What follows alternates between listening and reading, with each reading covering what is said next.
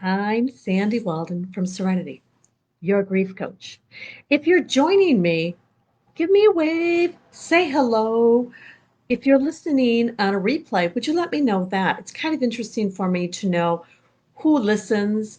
I'd love to know what you think. I'd really like your input.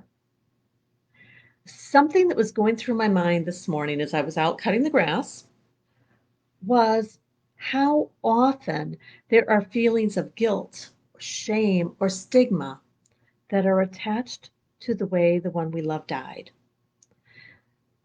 Sometimes, far too often, that person becomes identified as that way of death. This happens particularly when it was a way that was incredibly traumatic, complicated, suicide, murder, things of that sort.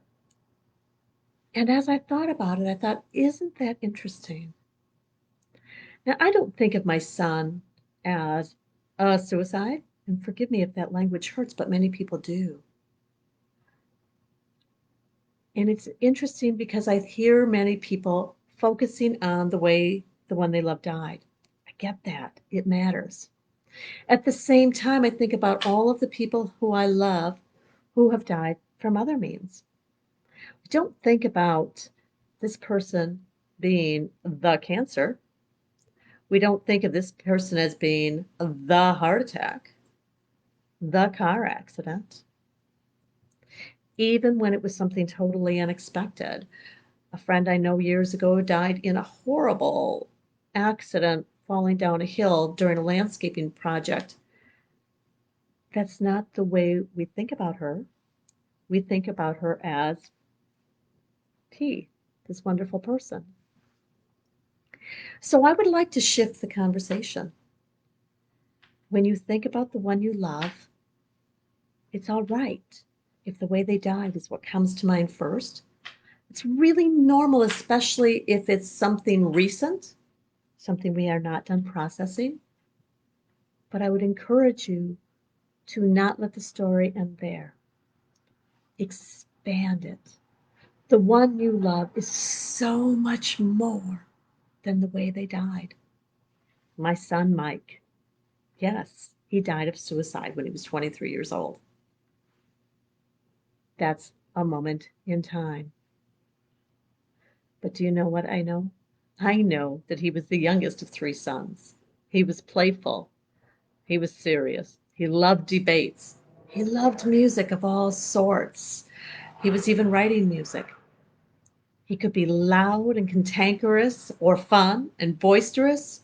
He could also be very, very quiet and personal. Mike is so much more than the way he died, and so is the one who is in your heart that you're missing. When you talk about the one you love, and I hope you do, please share with me their name. Share with me a little bit about who they are, about the moments that you remember that fill your heart. The ones we love are and always will be so much more than the way they died. They're an amazing person. They have personality. They have charms. They have things that probably drove you crazy. Let's share about those things because it matters. You matter. And the way we think about and remember the one we love is a very important way of honoring them. I'm Sandy Walden with Serenity, your grief coach. If you'd like to talk more about how I can support you on your grief journey, just send me a private message. We'll send up a time to call. For today, I wish you a day of peace, joy, wonderful memories. Namaste.